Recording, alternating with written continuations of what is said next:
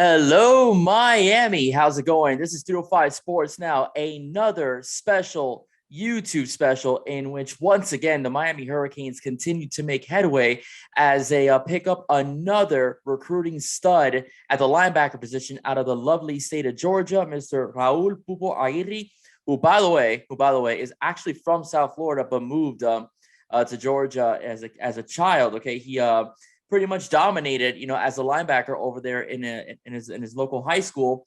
And recently, this week, committed to the University of Miami over schools like Georgia, his home state, all right, as well, University of Texas, Ohio State, and even Alabama itself. The Miami Hurricanes are on a recruiting tear, right? The Miami Hurricanes are definitely on a recruiting tear. This acquisition has just put the Miami Hurricanes and Mario Cristobal, all right, as the number 8 recruiting class on 247 Sports. Yes, 247 Sports, as of a week ago, had them ranked at 10. All right, I said in other local channels, they're ranked 8th. 247, as of right now, has the Miami Hurricanes ranked 8th in the nation as far as recruitment goes. And also, these are referring to what is known as a quote-unquote hard commit, all right? So the Miami Hurricanes are just balling at the recruiting circle. And I'm going to get more into their situation in about a few minutes. I'm also going to discuss the coaching staff as well, as far as future endeavors for this lovely channel. So I just want to get over just a few things about what I think Mark Cristobal is doing. Mark Cristobal is doing what Nick Saban has done and what the old Canes teams used to do when they were leading the pack in recruiting as well, when they were a dynasty back in the 80s, 90s, and early 2000s. All right. So what they did was called talent acquisition. All right. What they tried to do is try to load up their roster with as much talented players as they can. Notice I didn't mention 4 or 5 stars. I meant talented players as they can, for basically just to reload when one graduating class leaves or a couple of kids go early to the NFL. They're able to have people replace them. I'll give you an example. Okay, that 0-1 team, or that 0-1 team that won a national championship, all right, had Clinton Portis, but it had Willis McGahee and Frank Gore on the bench. That's pretty much what I mean by talent acquisition. All right, when Clinton Portis decided to take his talents over to the NFL, okay, Willis McGahee was able to step up. And then after that was Frank Gore. All right, so that's what the Hurricanes used to do. And that is what they're trying to do again, all right, as well. They've done it through the transfer portal, and they've definitely done it through recruiting as well. And Mario Cristobal has been sensational at that, all right? He's been good at this since his days at Florida International University. Like I said, he brought a guy over like T.Y. Hilton over to go to FIU when T.Y. Hilton was receiving offers from schools like UF, right? University of Florida, right? The Gators. So the bottom line is that this guy knows what he's doing. He also did it at Alabama, which earned him the number 1 recruiter, for I forgot what year it was, but he was at one point the top recruiter in the country, all right, for Nick Saban. Okay, and he's doing it here for the Miami Hurricanes. All right, so that's just a little bit about Raul Aguirre. Or Raul Aguirre, again, is a linebacker. He's the 9th best player in the state of Georgia. Okay, and he's the 9th best linebacker in the country. Okay, so this is a kid that is flat out not just recognized in his home state, but is also recognized nationally by 247 Sports, obviously, ESPN as well. All right, his junior year, all right, at the varsity level, the kid had 47 solo tackles, 80 tackles in total. All right, he had 1 sack and 1 interception and 1 fumble recovery. Right, this kid is an unbelievable talent. As basically, he's what the type of linebacker that the Miami Hurricanes primarily need. All right, the Miami Hurricanes, we'll get into the linebacker issues that they had this year, but we're going to talk about exactly what I mean by the 9 linebacker they need is that this kid can flat out, play the run. Okay, he's an absolute monster at pretty much going through the gap, right? He can set his edge, which is something that the Canes players had issues with, during the Manny Diaz era, especially the last 2 seasons that Manny Diaz was the head coach. Okay, he can also play the pass, all right? So you can use him in zone situations, okay, as well as even man in some situations, as I saw through the film. All right, basically, this is my evaluation of his highlight film that I'm going with, okay? So his highlight film plays him out to be pretty much a multifaceted linebacker, which is what you need in today's college football, which most teams at the moment are running the spread offense, right? So some of the best teams that you're facing at the collegiate level and also at the pro level, okay, are pass-oriented offense. They run a lot of RPOs, spread, and so on, right? So having a linebacker that can pretty much hit the hole, right, but also help you out in pass coverage is very essential to a very successful defense. Okay, he's also a pretty big kid as well. The kid is 6'2", 220 pounds, right? So this is something that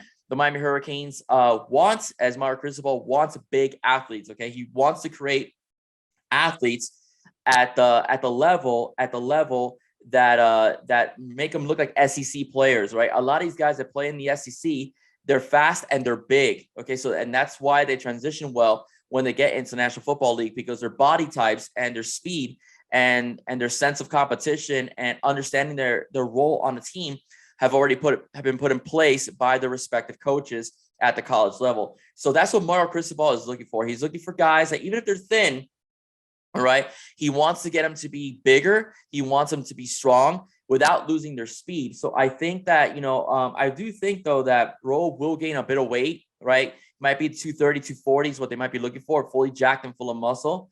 But nonetheless, he's got the height. He's got some size already as well. And he's got the capabilities to be a very, very good football player, to say the least. So that's one of the things that I want to go over, in terms of why I think, the Miami Hurricanes are in need of a good linebacking core. The Hurricanes this year, okay, the Hurricanes this year, as far as talent goes, the linebacking core has greatly underachieved because of a lack of a pass rush, right? I believe a lot of our linebackers have been critically exposed by defenses. Okay, the Miami Hurricanes were putrid this year in stopping the run.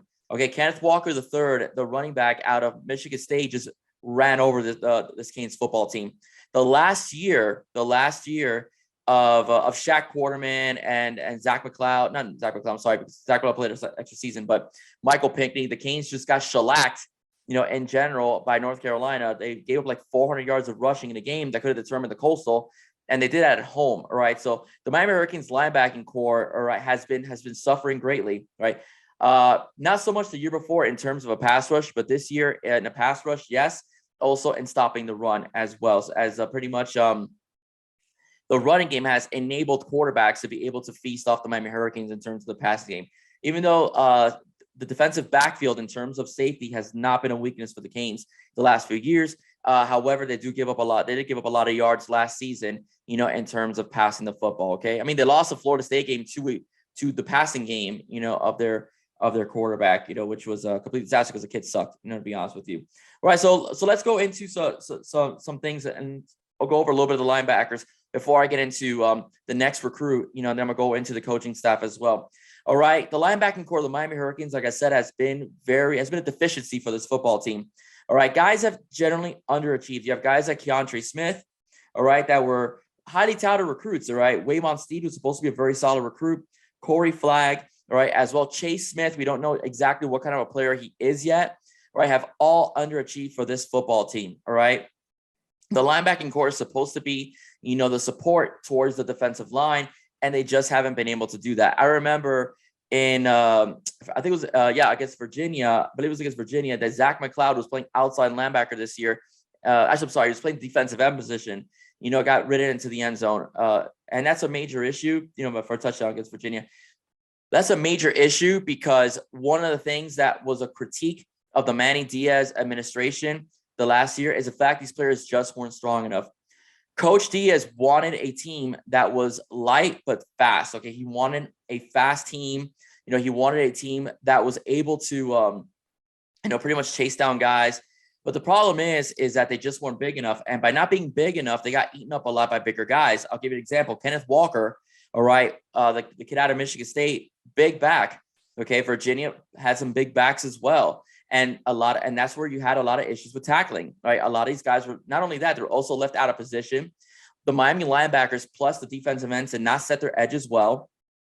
Okay, so when you have, basically, I'm trying to say, someone you take a pitch from a football, quarterback pitches it to the tailback, right? They go out into the flats and so on. The linebackers were caught out of position on several occasions. So were the DNs, all right? Got better towards the end of the year, but nonetheless, that was an issue, all right?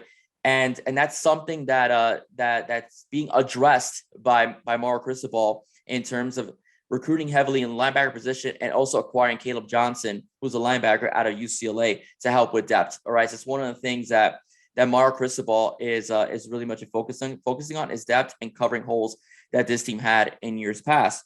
All right, so that's pretty much the major issue. Guys like Waymon Steed, Corey Flagg, they could be good players. There's a lot of potential in this team, right, to be solid and be good. this upcoming year. These linebackers have potential to be good. South Florida develops amazing talent at the linebacker level in high school, but it just did not transition very well this past season and the year prior to some extent for Coach Diaz. All right. And that's something that, again, will be corrected by this coaching staff this upcoming year. So that's one of the main reasons why I believe, getting a guy like Raul Aguirre, all right, who's a solid tackling machine, all right, doesn't miss many tackles. Again, the Hurricanes were the worst tackling team in the NCAA this season, the worst tackling team, right? A team that prides itself on being physical. And last year was considered to be a very physical team, was one of the poorest tackling teams, all right, in the NCAA. And that's something that is unacceptable for a Miami Hurricanes football team.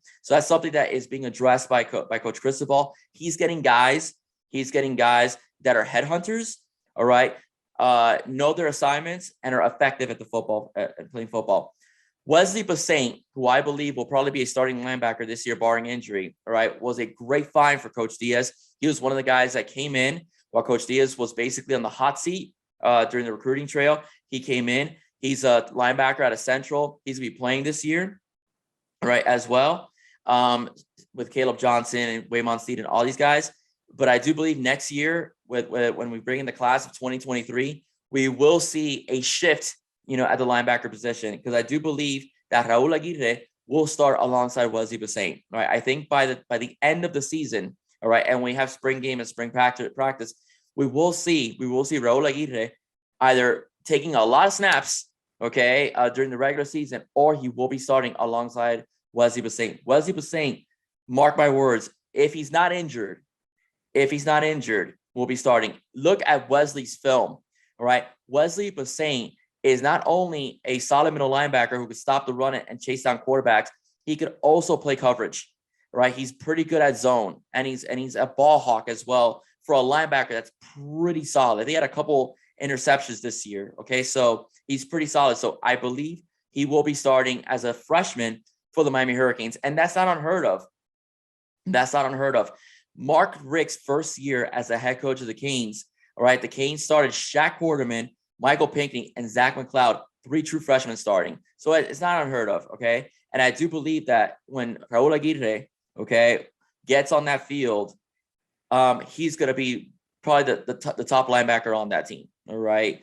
Like I said, barring injury for him, or maybe a Chase Smith steps up this year, Keontae Smith steps up this year, and impresses Charlie Strong, impresses, Kevin Steele, then that's a different conversation. All right. But as of right now, if you get the same play out of Chase Smith and Keontae Smith and Waymon Steed that you've had in years past, guarantee you Raul Aguirre and the next guy I'm going to talk about will be starting alongside Wesley Basaint. The next guy I want to talk about is Malik Bryant. Now, if Malik Bryant ends up a Cane, I am here to tell you that you will have the sickest linebacking core in the SEC for years to come. All right. Malik Bryant is an absolute monster, and he's already ready to play at the college level.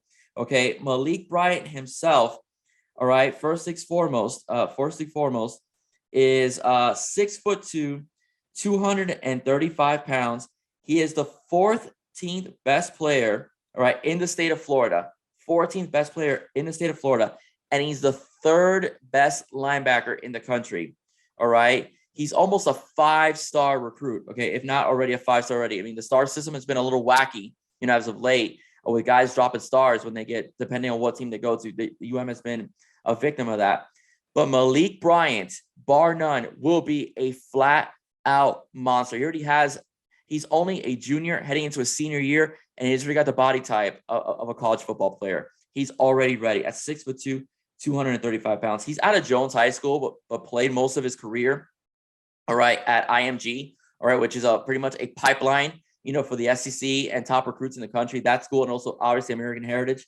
I only have the stats for when he played as a freshman, which, by the way, he was already starting in varsity. I don't know why, but Max Preps, who provides stats for me in general, I'm a member of Max Preps, which is the best high school football statistician site in the country. All right.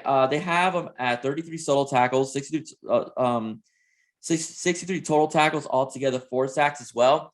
But if you look at the kid's film as well, the kid is awesome in space. Okay. He can nail anybody in the flats. Another headhunter, a hard hitting linebacker, really throws the shoulder into it. All right. Very effective, very nasty, very effective, a guy you have to look for. All right. And pass rush and pretty much in stopping the run and also in pass protection. Not so sure how he would be in coverage, in the open field. I've seen Raul. Raul's pretty good. I saw him stop some plays over in goal line situations and in the red zone. I haven't in coverage. I haven't seen that of the film of Malik Bryant, but Malik Bryant is very effective. If you throw bubble screens or you throw one of those toss passes over to the tailback, Malik's going to get you. All right, Malik is going to get you. Sets his edges very well. Good hands, strong as a mule. I saw him take down a left tackle that was about almost 300 pounds, throw him on the ground and take the quarterback in practice. But nonetheless, that's a big guy he took down. All right, in general. So Malik is a total package. So like I said, barring a change of pace of play from the current linebackers that we have, on our roster, we will see Malik Bryant, Wesley Bassane, okay, and Raul Aguirre all starting. Again, I'm just talking. Okay, but I do believe we are going to see that. All right, now how are we getting all this recruiting? Let me tell you, I do believe it's the Charlie Strong factor. All right, Charlie Strong would have been a fine choice for me if he would have been our full-time defensive coordinator.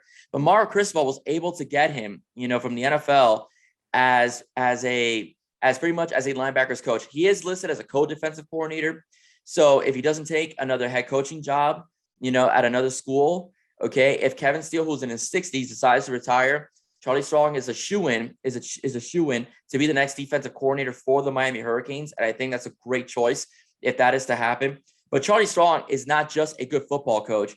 Charlie Strong is also a great recruiter. And he's constantly on the recruiting trail. When Mario Cristobal hired the staff that he hired, he wanted people that was obsessed with talent acquisition as he was. All right. And he got that with Charlie Strong. Okay. Charlie Strong was able to close guys at Florida. He built this. He's also let's not forget, Charlie Strong was also a 2-time Power 5 head coach in Texas and Louisville and had a very solid Louisville football team. Loaded of Florida players, by the way, right? And let's not forget Teddy Bridgewater as well, who was the starting quarterback over at Louisville and was a first-round pick in the NFL. So Charlie Strong has a very healthy resume. Yes, he struggled in Texas and he couldn't get South Florida over the hump, but the proof is in the pudding. The guy's a great defensive mind, all right, and he's a great recruiter, and he's a great coach, all right. And we're going to see the difference in these linebackers, and we're seeing it in the recruiting trail as Charlie Strong is going to be the defensive coordinator for this football team one day when Kevin Steele retires, or he'll be a head coach again, all right, somewhere else, because he's just that good. Okay. So that's pretty much it. That's pretty much it for me. All right. If you like what you hear, please subscribe to this YouTube channel. All right. So I can keep giving you some content. And guys, do not forget, all right, about the podcast as well. Please follow my podcast at 305 Sports now. All right. You can find it on Anchor, Spotify, Google, Apple, wherever you get your podcast. All right, everybody. That's it for me. All right. Be safe. God bless. Go Canes. See you soon. Bye-bye.